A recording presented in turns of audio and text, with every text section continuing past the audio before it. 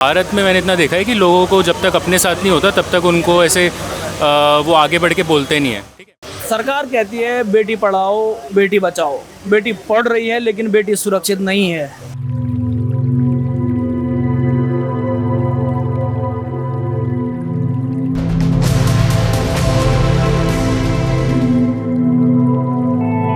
एक जो लड़की है सबसे ज़्यादा सेफ महसूस करती है या तो घर पे या तो अपनी काम वाली जगह पे। अगर इनके गार्ड्स के होते हुए भी कोई लड़की के साथ ऐसा कुछ हो जाए, वो भी हॉस्पिटल वाले एरिया में, तो ये बहुत शर्मनाक बात है। ये हमारे उत्तराखंड में एक हमारी सिस्टर है, उनके साथ भी यही सेम हादसा हुआ है। उनका रेप और मर्डर का किस्सा सामने आया है।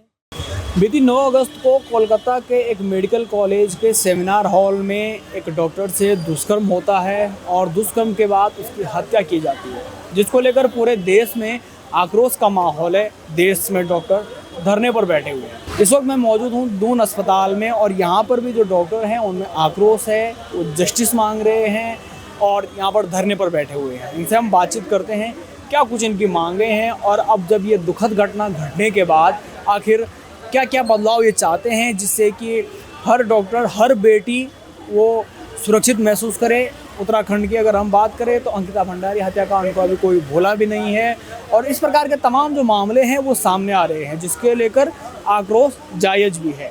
क्या कुछ बातें हैं, इनसे हम बातचीत करते हैं। हाँ, आपका शुभ नाम?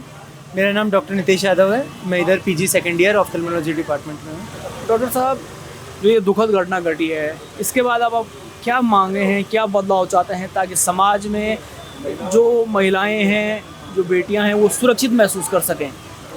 सबसे पहले तो मैं ये बताना चाहूँगा, ये जो हादसा हुआ है वो एक डॉक्टर का हादसा नहीं है। वो एक बेटी, एक बहन, एक ज़िंदगी और आखिर में आप कह सकते हैं एक डॉक्टर के साथ हुआ है। तो जब तक लोगों में ये आक्रोश नहीं आएगा कि ये हमारी देश की बेटी और बहन के साथ हुआ है, और जब तक ये मानसिकता रहेगी समाज की कि एक डॉक्टर के साथ हुआ है, एक डॉक्टर ही देख लेगा जो भी होगा, तो कुछ नहीं होने वाला। क्योंकि और लोग सोचेंगे ये वेस्ट बंगाल का मामला है, तो ये वेस्ट बंगाल का भी मामला नहीं है। हमारे उत्तराखंड में एक हमारी सिस्टर है, उनके साथ भी यही सेम हादसा हुआ है। उनका रेप और मर्डर का किस्सा सामने आया है और उसका भी हम कड़ी शब्दों में निंदा करते हैं और उसके विरोध में भी, उनके भी विरोध में हम आज इधर धरने पे बैठे हुए हैं। आपका शुभ नाम? डॉक्टर प्रदीप। हाँ प्रदीप, क्या बदलाव होने चाहिए ताकि क्या क्या किस प्रकार के कानून बनने चाहिए? देखो, पहले तो यही कहना चाहूँगे कि ऐसी दरिंदगी होनी नहीं चाहिए और सख्त सख्त कानून बनने चाहिए। जैसे सेफ्टी पर्पस के लिए हमेशा तैनात रहने चाहिए, गार्ड्स रहने चाहिए। जैसे पुलिस, जैसे इन्वेस्टिगेशंस हो वो फास्ट होनी चाहिए। ये सब होना चाहिए ना। मैम, आपका शुभ नाम? डॉक्टर ईशान से।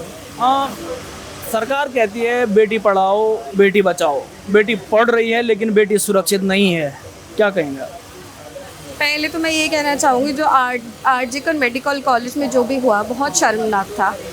हम सब सोच में पड़ गए हैं। ऐसा अगर आप फॉरेंसिक रिपोर्ट देखें उस लड़की की, तो ऐसी शर्मनाक चीज़ ऐसी होनी ही नहीं चाहिए, पहली बात तो। और हुई है, हम सब ये पढ़ के 2 मिनट को तो नम हो गए थे कि ऐसा कैसे किसी के साथ हो सकता है, वो भी ऐसी जगह पे जहाँ वो अपनी ड्यूटी कर रही है।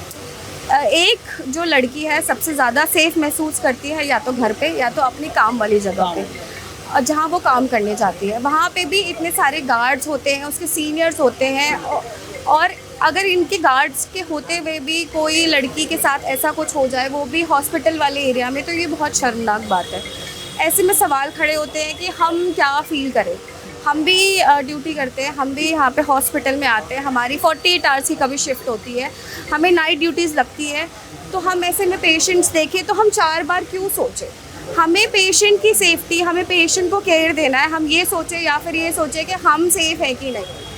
तो ऐसे में हमारी कुछ मांगे हैं जो हमें सेफ़ महसूस कराए हमारे वर्क प्लेस पे, तो उसके लिए हम यहाँ पे स्ट्राइक में बैठे। हम देख रहे हैं लंबे समय से पूरे देश में डॉक्टर जो हैं वो प्रदर्शन कर रहे हैं। क्या ये मामला आपको लगता है कि सिर्फ डॉक्टर्स का होना चाहिए या एक बेटी के लिए होना चाहिए, कि समाज की हर बेटी की आवाज़ उठानी चाहिए कि हर बेटी के लिए, हर बेटी अलग अलग जगह काम करती है, वो सेफ महसूस कर सके? ये देखिए, ये सिर्फ डॉक्टर या किसी एक प्रोफेशन की बात नहीं है, ठीक है। हमारा मुद्दा ये है कि हम हर देश के हर लड़की के लिए हम ये चीज़ उठाना चाहते हैं। हम अलग से किसी सिर्फ डॉक्टर प्रोफेशन के लिए बात नहीं कर रहे हैं। हमारी मांग ये है कि हम अगर कहीं जा रहे, लड़कियां सेफ़ महसूस करनी चाहिए, चाहे वो अपने काम में जा रही है, चाहे वो सड़क पे जा रही है, चाहे वो कहीं पे भी है। ऐसा कुछ रूल आना चाहिए, ऐसा कुछ ये मुद्दा जो भी उठा है, इससे एक ऐसा कोई रूल आ जाए जिससे ये हो कि जो रेपिस्ट होते हैं उनको 4 बार सोचना पड़े कि हम ऐसा कुछ क्राइम करने जा रहे हैं। तो हम बस ये चाहते हैं कि थोड़ा डर उस तरफ से भी आए, सिर्फ हम लोग भी क्यों डर के जिए। आपका शुभ नाम? मेरा नाम डॉक्टर अनुराग सिंह है। मैं ये जिस प्रकार की घटनाएं घट रही हैं, उत्तराखंड में भी इस प्रकार की घटनाएं घट चुकी हैं और समाज जो है वो बढ़ चढ़कर हिस्सा नहीं ले रहा है, सोचता है कि चलो डॉक्टरों का है तो डॉक्टर ही आगे आएंगे। इन घटनाओं को लेकर क्या कहेंगे आप? ऐसा है कि लोगों को जब तक उनके साथ नहीं हो जाता ना, तब तक भारत में मैंने इतना देखा है कि लोगों को जब तक अपने साथ नहीं होता तब तक उनको ऐसे वो आगे बढ़ के बोलते नहीं है। ठीक है, अब डॉक्टर के साथ ऐसा है कि डॉक्टर के साथ बहुत पहले से हो रहा है और ये डॉक्टर की सिर्फ बात नहीं है, ये बहुत भी और भी लोग हैं, आम लोग भी हैं, जनता है, ठीक है, सबके साथ हो रहा है। और ये सिर्फ हम किसी एक चीज़ पे कंसंट्रेट करके हम ये सब बातें या ये जो धरना है हमारा उस चीज़ के लिए नहीं है। ठीक है, हमारा धरना सिर्फ हमारा इसलिए है कि जो सेफ्टी वर्क प्लेस पे अगर हमारी सेफ्टी नहीं है, ठीक है, वो चाहे फीमेल हो या मेल डॉक्टर हो, वर्क प्लेस पे अगर हमारी सेफ्टी नहीं है तो हम काम कैसे करेंगे? अगर हमारे मन में एक डर रहेगा, अगर हम इमरजेंसी जा रहे हैं या फिर हम पेशेंट को देख रहे हैं, हमारे मन में एक डर रहेगा कि पेशेंट के साथ वाले हमारे साथ कुछ कर सकते हैं या फिर वो आगे चल के हमारे साथ कुछ कर सकते हैं, तो फिर हम कैसे पेशेंट को अच्छे से ट्रीट करेंगे? हम तो भागेंगे ना, हम तो डरेंगे, हम तो नहीं आएंगे।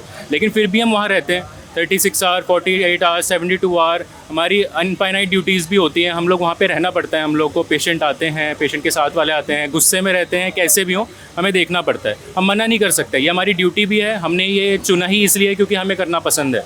लेकिन अगर हमें सेफ़ नहीं रखा जाएगा तो फिर हम लोग फिर आगे चल के जो आगे की जनरेशन है वो भी बचेगी, वो डॉक्टर बनना नहीं चाहेगी। और इस देश को तो डॉक्टरों की ज़रूरत है। अगर हम डॉक्टरों को ही सेफ़ नहीं रखेंगे तो फिर कोई फ़ायदा ही नहीं है फिर।